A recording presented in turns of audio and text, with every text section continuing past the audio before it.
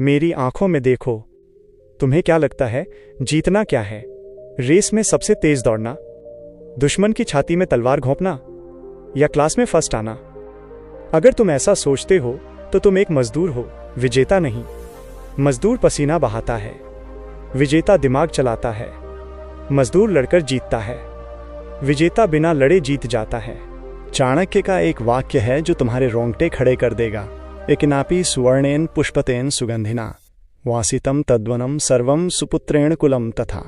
हालांकि ये कुल के बारे में है, लेकिन युद्ध नीति में इसका अर्थ ये है, जैसे एक सुगंधित पेड़ पूरे जंगल को महका देता है, वैसे ही एक सही चाल पूरी विशाल सेना को घुटनों पर ला सकती है। युद्ध मैदान में नहीं, तंबू में जीते जाते हैं। अगर तुम्हें तलवार उठानी पड़ रही है तो इसका मतलब है कि तुम्हारी योजना में खोट थी। असली जीत वो है जिसमें दुश्मन को पता ही न चले कि वो कब हार गया। आज का विषय है जीत। ये कहानी एक ऐसे अजेय किले की है जिसे 10,000 सैनिक नहीं तोड़ पाए थे, लेकिन चाणक्य के एक झूठ ने उसे धूल में मिला दिया। चंद्रगुप्त की सेना अजेय थी, वे सब कुछ जीत रहे थे, लेकिन फिर उनके रास्ते में आया कौलंजरी का किला। यह किला पहाड़ की चोटी पर था। इसकी दीवारें 50 फीट ऊंची और काले पत्थर की थीं। कहा जाता था कि इस किले पर यमराज का पहरा है। चंद्रगुप्त ने हमला किया। पहला दिन 1000 सैनिक मारे गए, ऊपर से पत्थर और गर्म तेल बरसाया गया। दूसरा दिन हाथी पागल हो गए और अपनी ही सेना को कुचल दिया। 1 महीना बीत गया, किला टस से मस नहीं हुआ। चंद्रगुप्त की सेना का मनोबल टूट रहा था, रसद खत्म हो रही थी। दुश्मन का राजा मलय केतु ऊपर से हंसता था। वो जानता था कि नीचे वाले भूख और थकान से मर जाएंगे। चंद्रगुप्त हताश हो गए। वे चाणक्य के पास गए और चिल्लाए, आचार्य, हमें पीछे हटना होगा, यह किला अभेद्य है। मेरे सैनिक मक्खियों की तरह मर रहे हैं, हम इसे नहीं जीत सकते, हमें वापस लौटना चाहिए। चाणक्य अपनी कुटिया में शतरंज जैसी एक बिसात पर अकेले खेल रहे थे। उन्होंने सिर नहीं उठाया, बस इतना कहा, चंद्रगुप्त, तुम किले की दीवारों से लड़ रहे हो, इसलिए हार रहे हो। मैं किले के दिमाग से लड़ रहा हूं। दीवारें पत्थर की हैं, वे नहीं टूटेंगी, लेकिन इंसान का दिमाग, वो कांच का होता है। एक पत्थर मारो, चकनाचूर हो जाएगा। चंद्रगुप्त को समझ नहीं आया। चाणक्य ने कहा, कल सुबह हमला मत करना, सेना को पीछे हटा लो और घोषणा कर दो कि हम हार मानकर वापस जा रहे हैं। चंद्रगुप्त हैरान थे, क्या हम पीठ दिखाकर भागेंगे? चाणक्य मुस्कुराए, एक बहुत ही क्रूर मुस्कान। हम भागेंगे नहीं, हम उन्हें यह दिखाएंगे कि हम भाग रहे हैं। याद रखना, चंद्रगुप्त शिकार को पकड़ने के लिए जाल को ढीला छोड़ना पड़ता है।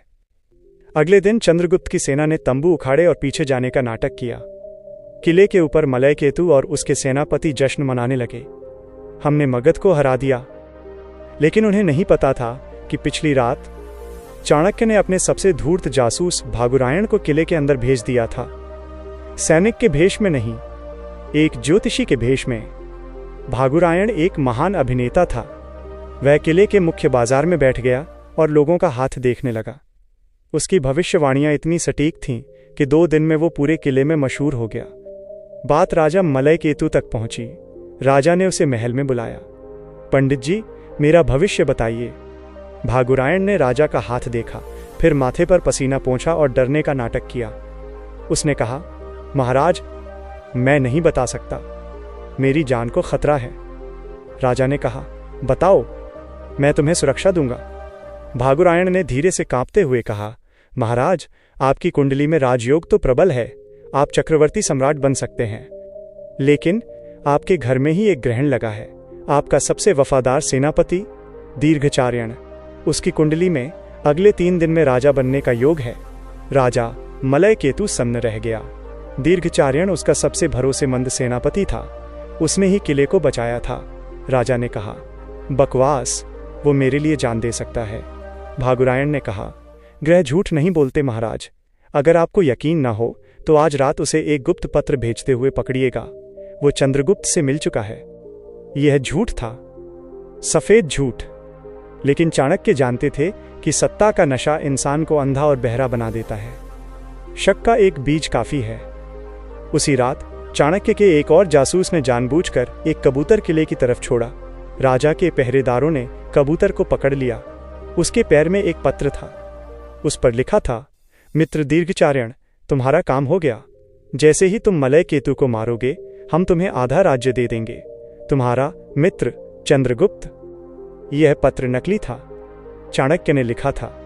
लेकिन जैसे ही मलय केतु ने इसे पढ़ा, उसका दिमाग फट गया। उसका भरोसा कांच की तरह टूट गया। गद्दार! मैंने उसे भाई माना और वह मुझे बेचने चला था। गुस्से में पागल राजा ने बिना जांच किए आदेश दिया, सेनापति दीर्घचार्यण का सिर अभी काट दिया जाए। जैसे ही सेनापति का कटा हुआ सिर महल के प्रांगण में गिरा, सेना में विद्रोह हो गया। सैनिक अपने ही राजा के खिलाफ हो गए। हमारे निर्दोष सेनापति को क्यों मारा? किले के अंदर गृहयुद्ध शुरू हो गया। नीचे जंगल में छिपे चाणक्य ने धुएं को उठते देखा। उन्होंने चंद्रगुप्त से कहा, अब समय है, जाओ। चंद्रगुप्त की सेना वापस लौटी, लेकिन इस बार उन्हें लड़ने की जरूरत नहीं पड़ी। किले के दरवाजे खुले थे, अंदर लाशें बिछी थीं। मलय केतु अपने ही सैनिकों से डरकर कोने में छिपा था। जिस किले को 10,000 सैनिक नहीं तोड़ पाए थे, उसे चाणक्य के एक कागज के टुकड़े ने तोड़ दिया। जीतना इसे कहते हैं। तुम ऑफिस में हो या बिजनेस में या एग्जाम में, अगर तुम सिर्फ मेहनत से जीतना चाहते हो तो तुम हार जाओगे, क्योंकि तुमसे ज्यादा मेहनती गधा भी है। चाणक्य नीति से विजय के 3 परम नियम सीखो। 1. दुश्मन को खुद से हराओ। चाणक्य ने मलय केतु को नहीं हराया। चाणक्य ने मलय केतु को मलय केतु से ही लड़वा दिया। तुम्हारे कंपटीटर्स की सबसे बड़ी कमजोरी उनका अपना डर और लालच है। अगर तुम बिजनेस में हो तो कंपटीटर से प्राइस वॉर मत करो। उसे ऐसी गलती करने दो जिससे उसका कस्टमर खुद तुम्हारे पास आए। धैर्य रखो, दुश्मन गलती जरूर करेगा, बस तुम्हें उस वक्त वहां मौजूद रहना है, उसका फायदा उठाने के लिए। Never interrupt your enemy when he is making a mistake. 2. सूचना ही शस्त्र है। चंद्रगुप्त के पास तलवारें थीं, पर चाणक्य के पास सूचना थी। उन्हें पता था कि राजा अपने सेनापति पर कितना भरोसा करता है और वही उसकी कमजोरी थी। आज की दुनिया में डेटा ही भगवान है। अगर तुम्हें इंटरव्यू जीतना है तो कंपनी के बारे में सब कुछ पता करो। अगर तुम्हें किसी को डिबेट में हराना है तो उसके पिछले बयानों को पढ़ो। जिसके पास ज्यादा जानकारी है वो बिना लड़े जीत जाता है। अंधेरे में तीर मत चलाओ, पहले लाइट जलाओ फिर निशाना लगाओ। 3. अदृश्य रहो। चाणक्य का सबसे बड़ा हथियार क्या था कि मलय केतु को पता ही नहीं चला कि वो किससे लड़ रहा है। उसे लगा वो अपने सेनापति से लड़ रहा है, जबकि वो चाणक्य से लड़ रहा था। अपनी चालों का ढिंढोरा मत पीटो। आजकल लोग इंस्टाग्राम पर पोस्ट करते हैं, my next move will happen in silence. बेवकूफ, तुमने ये पोस्ट करके बता दिया कि तुम कुछ कर रहे हो। असली विजेता भूत की तरह होता है। उसका वार तब दिखता है जब सिर धड़ से अलग हो चुका होता है। अपनी योजनाओं को अपने तक रखो। सरप्राइज ही जीत की चाबी है। मेरी आंखों में देखो। जीतना एक कला है। ये शोर मचाने वालों के लिए नहीं है। यह उन शांत खिलाड़ियों के लिए है जो पर्दे के पीछे से धागे खींचते हैं। आज से बैल की तरह दीवार पर सींग मारना बंद करो।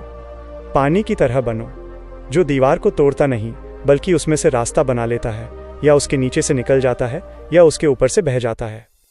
अपने दिमाग को तेज करो, क्योंकि दुनिया की सबसे धारदार तलवार लोहे की नहीं, न्यूरॉन्स की बनी होती है। जाओ और जीतो, लेकिन खून बहाकर नहीं, दिमाग लगाकर।